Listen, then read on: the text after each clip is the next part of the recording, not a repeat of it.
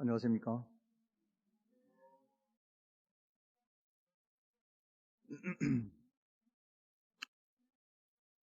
먼저 하느님 말씀 마태복음 13장 18절로 23절까지 한번 찾겠습니다. 마태복음 13장 18절로 23절입니다. 자, 다 함께 18절, 19절, 20절까지만 읽겠습니다. 시작. 그런즉 씨 뿌리는 비유를 들으라. 아무나 천국 말씀을 듣고 깨닫지 못할 때에는 악한 자가 와서 그 마음에 뿌리운 것을 빼앗나니 이는 곧 길가에 뿌리운 자요. 21절로 22절까지는 제가 읽겠습니다. 가시떨기에 뿌리었다는 것은 말씀을 들으나 세상의 염려와 재리의 유혹에 말씀이 막혀 결실치 못하는 자요. 좋은 땅에 뿌리었다는 것은 말씀을 듣고 깨닫는 자니 결실하여 혹 100배, 혹 60배, 혹 30배가 되느니라 하시더라. 아멘. 저는 오늘 내 마음의 상태는 이라는 제목으로 말씀의 은혜를 나누고자 합니다. 존경하는 성도 여러분, 정말 더운 날씨에 어떻게 지내십니까? 오늘은 마침 비가 내려가지고 목사님께서 휴양지에서 비를 몰고 오셔가지고 시원한 하루를 보냈습니다.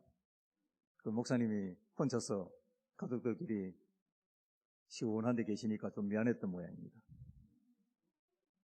감사합니다.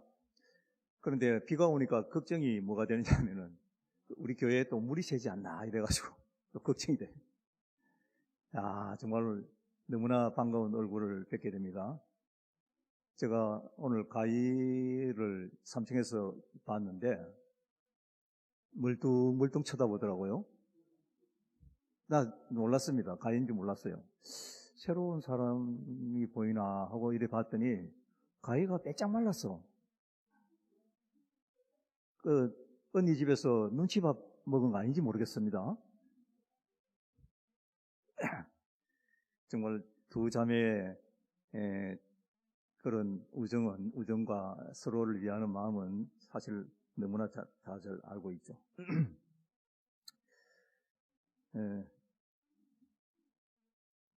시어른의 그 성함을 내가 몰라가지고 한영을 잘 못하겠습니다.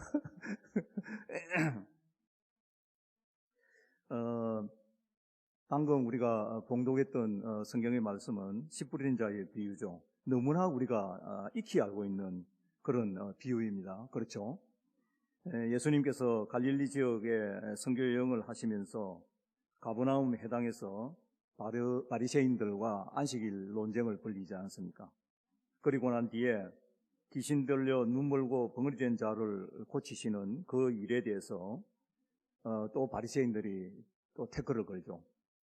예수님께서 그렇게 이적을 행하신 것은 바알세불의 그런 귀신의 힘을 입어가지고 귀신 들린 사람을 고쳤다, 이렇게 예수님에게 막말을 하면서 의심을 합니다. 그렇게 하는 게 효과가 상당히 있습니다. 백성들한테는 굉장히 효과가 있죠, 사실은. 그때 전까지만 하더라도 예수님을 따르던 그 백성들도 이제 의심이 들기 시작하는 거예요. 저분이 정말로 메시아일까? 메시아가 아닐까? 산상에서 보훈의 말씀을 전하는 그런 일을 했을 때도 메시아로 오신 분이 어떻게 저런 말씀을 할까? 이렇게 의심을 하기 시작했지 않습니까? 그래서 예수님께서 밀려오는 어떤 백성들을 마주 대하기가 곤란해가지고 배를 타고 호수 안쪽으로 배를 타고 나옵니다. 그래 대중하고 떨어졌죠. 그래서 배를 타고 육지 쪽으로 이래 보니까 늦은 가을에 밭을 일항을 고르면서 파종을 준비하는 그런 모습이 보이는 거죠. 예수님께서 그 모습을 보고 씨 뿌린 자의 비유를 말씀하십니다.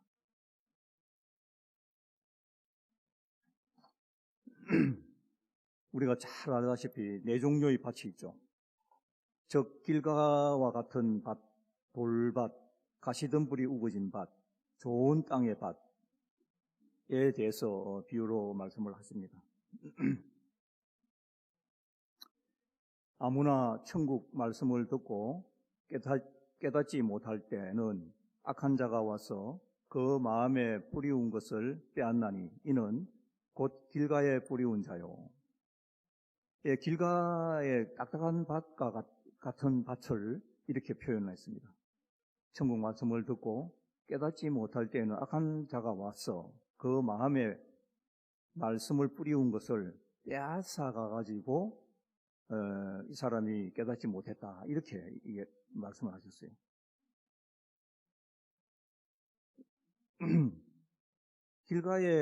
길가의 마음밭을 가진 자가 천국 말씀이 무슨 말씀인지를 잘 깨닫지 못하는 것은 그 사람의 마음에 뿌리운 것을 악한 자가 와가지고 가져갔다는 거예요.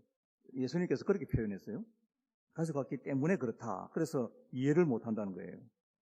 그러면 악인들은 길가에 뿌려진 복음의 씨를 어떻게 훔쳐갔길래 그 사람의 마음에서 가진 자가 그와 같은 마음을 가진 자가 하나님 말씀을 이해를 못했을까요? 어떻게 훔쳐갔을까요?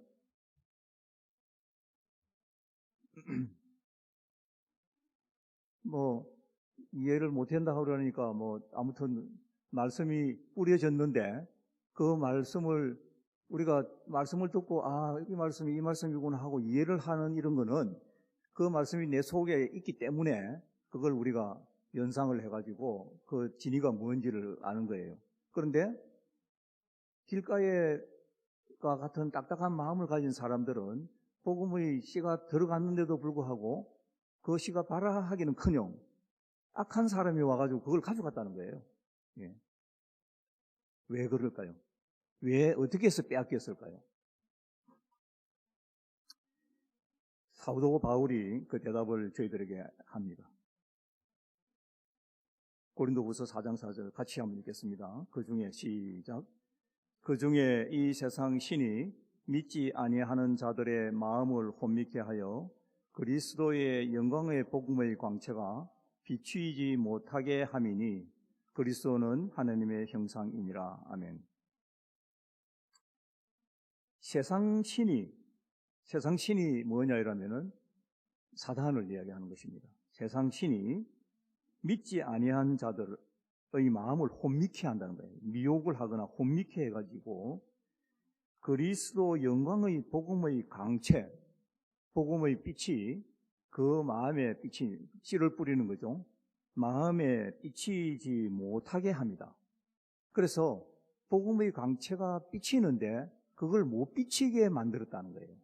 그래서 마음에 뿌리진, 예수님께서는 마음에 뿌리진 씨앗을 악인이 가져갔다 이렇게 표현하셨고, 사도 바울은 그 말씀을 해석을 이렇게 했어요. 복음의 빛이 비치는데 그 빛이 못 비치도록 뭐를 막았다, 이렇게 한 거예요. 그래서 이 길가와 같은 밭을 가진 사람은 복음이 들어왔는지 안 들어왔는지 누가 뭐라고 이야기는 하긴 했는데 전혀 내 귀에 들리지도 않고 내가 느끼지도 못하는 이런 상태에 놓여 있더라는 거예요. 그런 사람들이 길가에 마음밭을 가진 사람들입니다. 길가밭이라는 거 아시죠? 우리 왜 논이나 밭에 가려고 그러면 길을 가지 않습니까? 길을 그 논두렁이라든지 밭두렁을 걸어가지고 갑니다. 그러면 여러 사람이 왔다리 갔다리 하면서 그걸 밟는단 말이에요. 그래가지고 그 땅이 곡식을 심어도 되지 않는 그런 딱딱한 땅으로 변해버리는 것이죠. 그걸 길가의 땅이라는 거예요, 이게. 예. 그런데 씨앗을 뿌려봐야 사실은 막 이래 밭에다가 뿌리다가 톡 튀어가지고 그게 떨어지는 씨앗도 우물트지를 못하는 것입니다. 그런 상황을 이야기를 해주는 것입니다. 그래서 사도 바울은 어떻게 하느냐 이러면 세상의 신이 믿지 아니하는 자들의 마음을 혼미케 한다. 믿지 않는다는 말이 뭐냐 이러면은 사실 복음을 거절한 사람들을 말하는 것입니다. 영적인 시각 상실에 대한 상실 때문에 믿지 아니하기로 결정한 사람들. 나가 뭐 예수 안 믿을 거야. 이렇게 자기가 결정한 사람들, 이 사람은 믿지 아니하는 사람들입니다. 그리고 그런 종교적인 입장에서 신이라든지 이런 걸 굉장히 부정적인 입장으로 바라보죠. 이런 사람들. 그래서 그리스도인 신앙의 위대한 기초 교리들이 그들에게는 아무런 가치가 없는 그런 사람들을 믿지 아니하는 사람들이다 하는 것입니다. 혹은 알면서도 진리에서 돌아서는 사람들, 이런 사람들도 믿지 않는 사람들의 부류에 속하는 건데, 이게 사도 바울이 이야기하는 그런. 그래서 마땅히 소망해야 하는 여호와의 종에서의 어떤 그런 아름다움을 이 사람들은 전혀 바라보지 못하는 사람들입니다. 그래서 믿지 아니하는 사람들의 마음을 혼미케 하는 거죠. 막 어지럽게 하는 거죠. 이 마음이라는 것은 사단의 주된 임무가 뭐냐라면은 사람의 마음을 눈물게 하고 어둡게 만드는 일이 사단의 하는 주된 업무인 것입니다. 우리가 예수 믿기를 믿도록 잘 바라고 이래 하는 것은 사단이 하는 것이 아니죠. 무슨 수를 써서라도 방해를 하고 믿지 못하게 하고 말씀을 못 보게 하고 이렇게 하는 일을 사단의 주된 업무라는 것이죠. 그래서 그가 이렇게 하는 방법으로는 어떤 게 있느냐라면은 하나님의 말씀을 연구하지 못하도록 하고 육체와 영혼의 과도한 사용으로서 정신을 교란시키고 이생의 사물에 온통 마음을 뺏기도록 합니다. 그리고 자만심이 많아가지고 자기를 높이게 하는데 북돋워주는 일을 하는 거죠. 내가 말이야 뭐 그딴 것이나 하고 있고 야 잘하는 거야. 엄청 그 사단한테 칭찬받는 사람들입니다.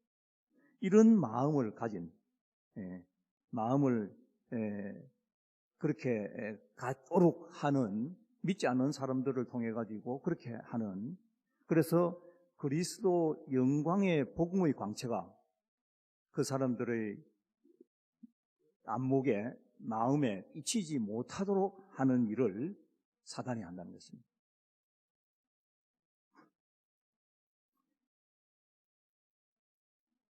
그래서 사단이 할 수 있는 최선은 사람들의 마음을 눈물게 하는 것이다.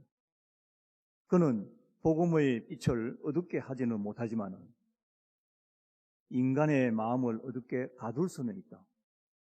어떻게 가두느냐 하면요, 그는 복음이 주변 사람들에게 비치는 때에도 사람들의 눈을 수군으로 가릴 수 있다. 이게 무슨 말일까요? 여러분, 지금 저를 쳐다보고 여러분들 계시죠? 눈을 한번 감아보세요. 저 보여요, 안 보여요? 안 보이죠? 지금 이 LED 광선이 쫙 비치는데 눈을 감아버리면 보이지 않아요. 자, 길가에 딱딱한 마음을 가진, 땅과 같은 그런 마음을 가진 사람들은 예수님께서 뿌리준 복음의 씨앗이 악인에 의해서 거두어 간단 말이에요. 뺏어가 버린다고. 이 말이 무슨 말이냐 이러면은 그 악인의 눈을 복음의 광채가 빛이 들어오는데 사단이 수군으로 가려버린 것이죠. 그러면은 어때요? 복음을 쳐다볼 수 없는 상황이 되어버린다는 것입니다. 그렇게 해서 이 사람은 말씀을 깨닫지 못하는 상태가 된다는 것입니다. 이해되시죠?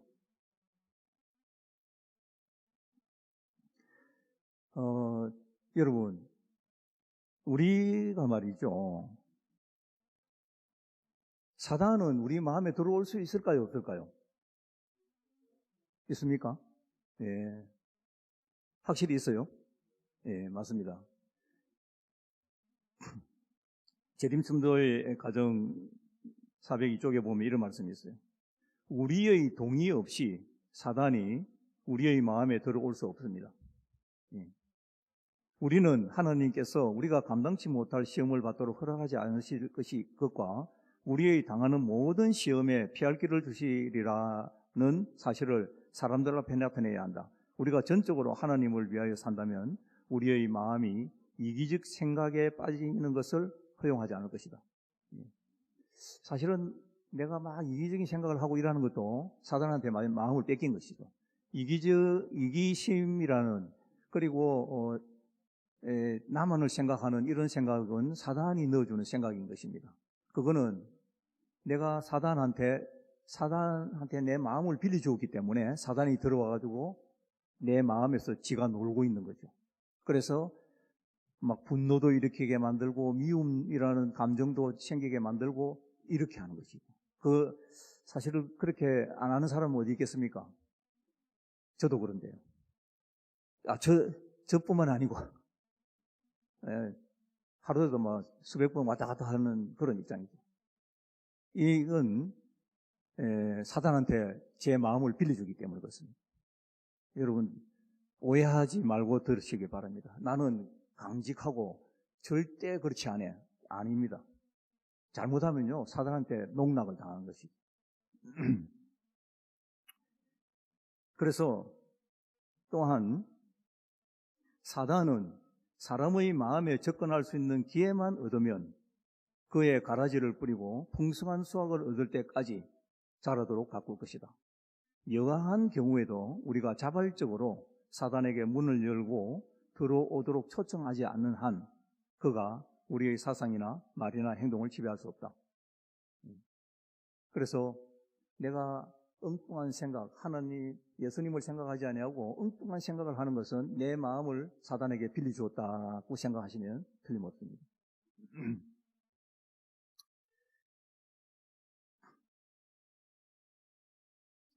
돌밭에 뿌리웠다는 것은 말씀을 듣고 즉시 기쁨으로 받되 그 속에 뿌리가 없어 잠시 견디다가 말씀을 인하여 환난이나 핍박이 일어날 때에는 곧 넘어지는 자다.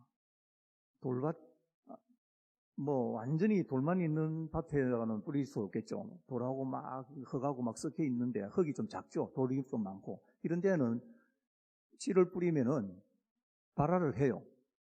대신에 뿌리가 땅 속으로 깊게 들어가지를 못하죠.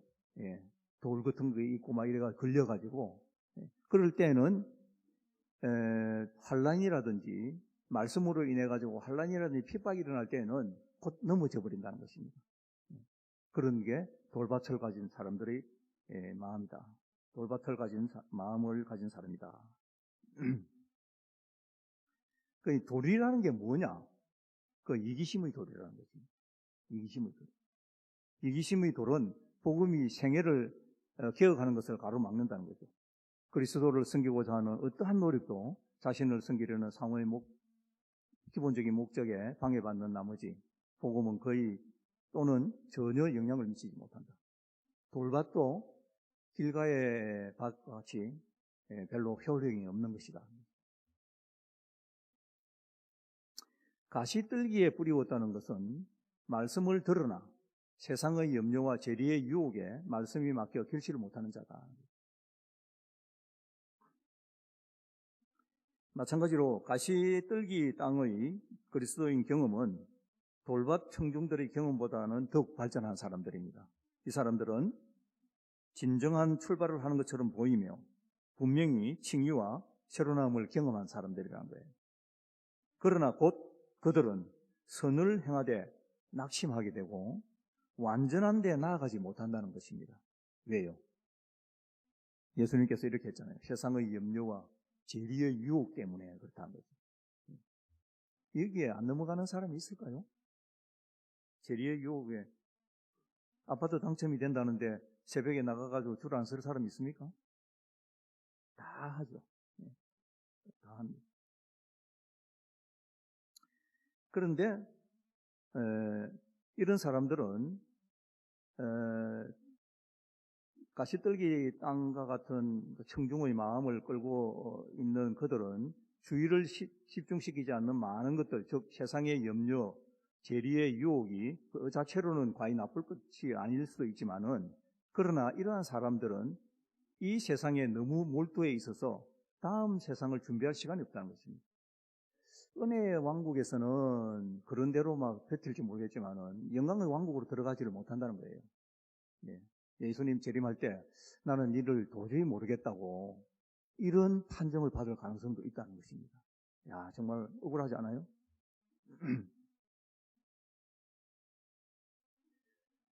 좋은 땅에 뿌리웠다는 것은 말씀을 듣고 깨닫는 자니 결실하여 혹 100배, 혹 60배, 혹 30배의 배가 되느니라 하시더라. 이 좋은 땅의 이 마음을 가진 사람들. 이 좋은 땅이라는 게 뭐냐 이러면은 처음부터 좋은 땅이 있을까요? 처음부터 좋은 땅이 있어요? 뭐 삼각 주고 던데 생겨난 땅은 뭐 좋을 수 있겠죠. 예. 그 이치적으로 좋은 땅은 사실은 없는 것입니다. 좋은 땅. 하나님께서 천지를 창조하실 그 당시에는 기가 막히게 좋은 땅이 있죠. 그런데 악이 들어오고 난 뒤에, 죄가 들어오고 난 뒤에 어떻게 됐어요? 사람이 땀을 흘리지 아니하고는 땅을 경작할 수가 없는 상황이 되어버렸잖아요. 그 좋은 땅이라는 것은 어떤 거냐 이러면요. 이것은 하나님의 진리의 씨앗이, 복음의 말씀이 사람의 마음을 좋게 변화시키기 전까지는 본성으로 좋지 않았다는 거예요. 그 좋은 땅의 마음을 가진 사람 자체도 좋은 사람이 아니었습니다. 그런데 복음의 씨앗이 떨어지고 난 뒤에 그게 감동 감화가 일어나가지고 좋은 땅을 가진 마음으로 변했다는 것이에요. 네. 그렇게 된 것입니다. 그래서 땅이 좋은 것은 단순히 진리의 보습에 맡겼기 때문이며 성령의 부드럽게 하는 감화에 반응했기 때문에 좋은 땅이 되었다는 것입니다. 우리 매 안식일마다 예배당에 오고 또 3일 저녁에도 오고 또 금요일 저녁에도 오고 이래 해서 늘 말씀을 곁에 두고 살며 그러게 세월이 나도 모르게 세월이 쭉 흐르다 보니 사람이 말도 곱게 쓰고 인상도 웃는 인상으로 변하고 뭐 이렇게 된다 그렇지 않아요. 내가 뭐 잘나가지고 그렇게 된 건 아니라고 볼 것입니다. 하나님 직분 받아가지고 교회에서 열심히 일을 하다 보니 아주 뭐 사람이 한 해 가고 이태 가고 이러다 보니 아주 뭐 예전에는 울그락불락 하더만은 한 해 한 해 갈수록 말이지 사람이 양선해지고 야, 저 사람 참 쓸만한 사람이다. 하나님 잘한다. 뭐 이런 이야기도 듣고 그렇게 되는 거잖아요. 그 좋은 땅이 그렇게 만들어진 것이죠. 예. 그건 성령의 부드럽게 만드는 감화에 반응을 했기 때문이다라고 이렇게 이야기할 수 있겠습니다. 예수님께서 말씀하신 씨 뿌리는 자의 비유에서 네 종류의 밭을 설명했습니다만은 저는 신앙을 받아들인 후에 지금까지 네 종류의 마음의 밭을 모두 경험했습니다. 길가에 뿌리운 그런 마음이었다가요. 또 돌밭의 마음도 가졌다가 또 가시덤불의 마음도 가졌다가 모르겠어요. 뭐 좋은 마음 지금 생기는지 생겨가고 있을 거라고 저는 믿습니다. 다 경험했다고 생각을 합니다.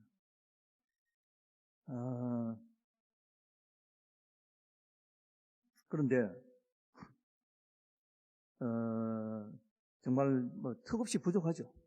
턱없이 부족합니다. 품성의 변화와 완전히 이르기에는 턱없이 부족한데 저한테 기회가 찾아왔어요. 제가 느끼기에는 저는 그걸 기회라고 봐요. 신앙의 기회라고 저는 보는 것입니다. 우리가 굳은 마음과 두려움과 염려 등을 가지고 있으면서도 이것들을 심각하게 생각을 하지 않아요. 사실은. 그렇지 않아요? 내가 굳은 마음을 가지고 있는지, 내가 싫은 소리 하면은 뭐 불끈불끈 하는 거라 다 그렇게 느끼는 입장이고, 그리고 내가 뭐 특별하게 나는 내가 굳은 마음을 가진 사람이라고 생각을 못 하겠단 말이에요. 그죠? 그리고 뭐 직장 다니면서 재산 정식하고 하는 거기 나쁠 게 뭐 있어요? 다 좋죠. 나쁘지 않다. 그런데 너무 그게 몰두해가지고 하나님 사업을 잊어버리는 게 문제죠. 거기에 가시떨기 나무 땅의 마음을 갖는 그런 마음의 상태가 되어버린단 말이에요. 이걸 심각하게 생각하지 않는단 말이에요. 그런데 우리가 예를 들어가지고 음식을 먹는데 음식이 청결하지 못하거나 뭐 이걸 먹으면 뭐 알레르기가 일어난다든지 뭐 나쁜 사람이 독을 집어이어가지고 죽게 만드는 음식을 만들었다든지 이러면 그거 먹겠습니까? 뭐 절대로 안 먹죠. 그런 데는 신경을 엄청나게 쓰면서 내 마음 관리하는 데는 무덤덤해요. 실제로 그렇습니다. 여러분들 정말로 제 이야기 듣고요. 내 마음의 상태가 어떤지 한번 생각해 보세요. 왜 내 마음에 아무거나 사단의 놀이터가 되도록 그렇게 허용합니까? 복음의 씨앗이 광채가 비치는데 그게 비치는 광으로 들어왔는지 그걸 내 자신이 모르는 상황으로 있다 그러면 그건 말이 안 되죠. 사단이 싹 들어와가지고 수군으로가 내 눈을 다 가려버려가지고 하나님 말씀을 깨닫지 못하게 만들어버리는데 여러분 그거 심각하지 않을까요? 그러면 안 될 것 같습니다. 우리 마음에 온갖 악한 생각, 독이 되는 생각을 품고 살기에 우리의 삶도 하나님의 사역도 굉장히 혼란스럽고 고통스러울 것입니다. 제가 아까 전에 기회를 가졌다라는 제 신앙에 있어서의 기회를 가졌다는 말씀입니다. 우리 교회에서 여러분들 잘 아시다시피 이태 전에 정확하게 3년 전입니까? 제자 훈련이 시작됐죠. 지도 새도 모르는 상황에서 제자 훈련을 했어요. 그게 동시문을 그리면서 점점 영향력을 넓혀 가더니 한 29명이 제자 훈련을 받았어요. 놀랍지 않아요? 놀랍습니다. 우리는 그거 한 6개월이면 20명, 40명 이래 받아야지 뭐 3년 사이에 뭐 그 정도 받은 거 가지고 그렇지 않아요. 절대 그렇지 않습니다. 그 영향력이 우리 왜 호수에다 돌을 탁 던지면 어때요? 그 동시문이 착착착착착 번져나가잖아요. 우리의 제자 훈련이 그렇게 번져나간단 말이에요. 그리고 소그룹 사역 훈련 받았습니다. 저 받았어요. 새마음 새영 전도법 훈련 받았습니다. 저 받았어요. 그리고 3일 저녁 또 금요일 첫 안식일 저녁 그리고 안식일 대예배 때마다 또 목사님의 설교 말씀 이런 그런 훌륭한 내 마음에 비치는 그런 빛들이 제 마음을 살피도록 이끌었습니다. 실제로. 특히 말씀 묵상을 통한 예수 동행 일기를 쓰는 것이 저에게 찾아온 정말로 기회였습니다. 여러분, 제가 혼자서 이래 기회라고 이래 쌓는 게 어떻게 여러분들 앞에 다가가는지는 알 수는 없습니다. 이 저희 간증이에요, 여러분. 그래서 잘 좀 듣기를 바랍니다. 예수 동행 일기를 쓰는 거는요, 내 마음을 지키는 일이에요. 아무나 막 들어와가지고 막 놀기를 바라는 놀이터가 되지 않도록 하는 그런 구실을 해주더라고요. 예수 동행 일기. 매일 예수 동행 일기를 쓰면서 놀라는 것은 내 마음의 실상을 알게 되는 것이에요. 내가 참 사단이 들어와가지고 내 마음의 놀이터를 지가 움틀도록 만드는 일을 안 하는 거구나. 내가 그것들은 발도 못 붙이게 하는 거구나. 이런 상황들을 알겠단 말이에요. 예동 일기를 쓰려면 먼저 예수님을 마음의 주인으로 모셔야 합니다. 그거는 기본이에요. 정말 예수님을 영접했다면 빛에 노출된 어둠은 사라지고 사라질 수밖에 없는 것입니다. 이 빛이 말이죠. 내 마음에 온갖 잡다한 생각들이 다 들어있어요. 그런데 빛이 이래 들어와가지고 자리를 잡기 시작하면은 먼저 들어와가지고 자리를 털고 있던 놈들이 비잡아가지고 빛이 쭉쭉 들어오면요. 그것들이 부피가 짝짝짝짝짝 줄어들어요. 그런 거 제가 느꼈어요. 그러면서 야 이거 괴로워. 왜 이래 멋이 자꾸 들어와.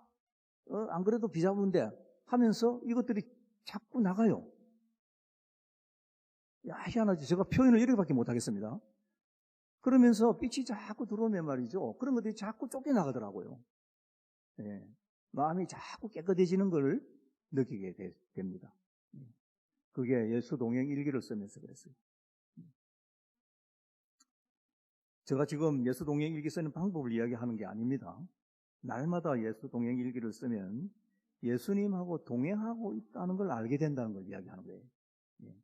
우리가 지금 최대로 느끼고 싶은 게 성령 하나님과 같이 동행하는 거 여러분들 갈망하지 않아요?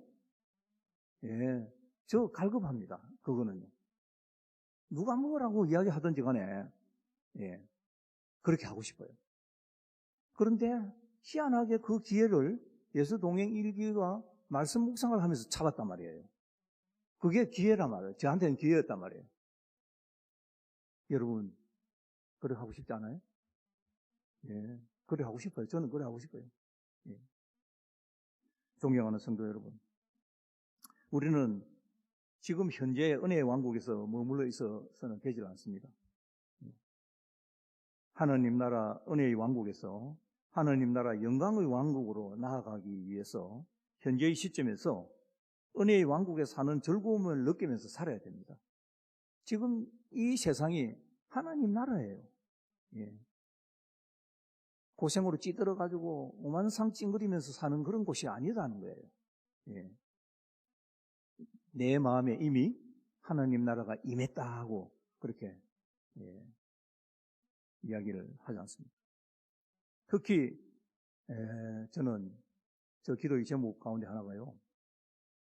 우리 청년반에서 예수 동행 일기에 참여하시는 그런 청년이 나와주기를 간절히 바랍니다.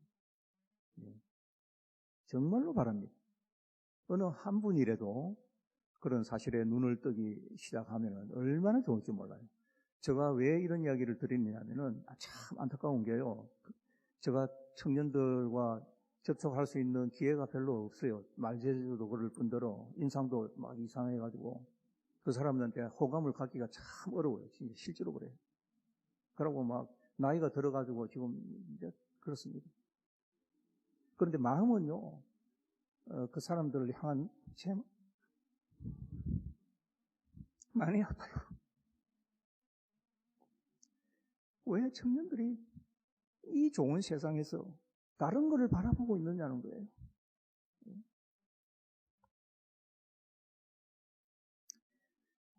제 기도 제목입니다.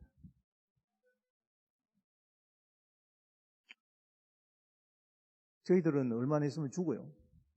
여러분. 죽어도 뭐 아까울 게 없는 그런 나이입니다. 40대 장년 여러분, 꼭 이 운동에 참여하십시오. 야, 그러면 나는 60대인데 뭐 내한테는 뭐 바라는 거 없어? 절대로 아닙니다. 5, 60대, 70대 우리 성도 여러분, 정말 이 자리에 머물러 있지 마십시오. 다른 세상이 있다는 거 여러분들 느끼셔야 됩니다. 나는 신앙에 뭐 당신이 이야기 아무리 해봐야 내가 주관한 게 딱 있어가지고 뭐 아무 어떤 소리라도 뭐 별로야 이러지 마십시오. 그렇게 하는 말은 내 마음 속에 빛이 들어오는 걸 사단이 수군을 가지고 그 빛을 막고 있는 사람입니다. 여러분 잘 따지십시오. 다른 교회에서요, 제가 왜 이런 이야기를 하느냐면, 우리는 조건이 얼마나 좋은지 모릅니다. 청년들도 많죠. 어린이들도 많죠. 네. 죽을 사람도 많죠. 이런 조건이 좋은 이런 교회에서 청년들이 움직이지 않는다는 사실이 너무나 억울합니다. 저는. 제가 예수 동행 일기를 교육을 받기 위해서 들어가 보면요, 청년들이 와글와글 해요. 다른 교회에서는. 거기 재림교회 이야기입니다. 재림교회 이야기. 여러분,